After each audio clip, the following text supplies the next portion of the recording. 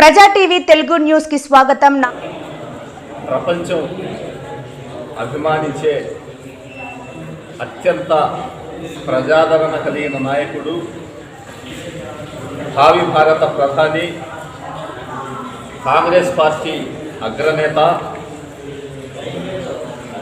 దివంగత రాజీవ్ గాంధీ తనయుడు రాహుల్ గాంధీ గారు ఈరోజు జన్మదిన శుభ సందర్భంగా జిల్లా కాంగ్రెస్ పార్టీ కార్యాలయంలో కాంగ్రెస్ పార్టీ నాయకులు, కడప అసెంబ్లీ నియోజకవర్గం నుంచి పోటీ చేసిన అబ్దుల్ ఖాన్ గారి ఆధ్వర్యంలో మరియు జిల్లా కాంగ్రెస్ కమిటీ ఆధ్వర్యంలో ఈరోజు కేక్ కట్ చేసి ఆయన జన్మదిన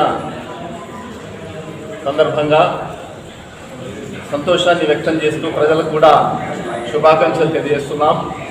రాబోయే రోజుల్లో ప్రజలు మెచ్చిన నాయకుడు, ప్రజానాయకుడు రాహుల్ గాంధీ గారు ప్రధానమంత్రిగా బాధ్యతలు స్వీకరిస్తారు. ప్రస్తుతం ఉన్న కేంద్రంలో ఉండే ఎన్డీఏ అలయన్స్ ప్రభుత్వం ఎంతో కాలం మనుగడ సాగించదు. త్వరలోనే ఇండియా అలయన్స్ కూటమి కూడా అధికారంలోకి రాబోతుంది. ఆంధ్రప్రదేశ్కు మంచి రోజులు వస్తాయి.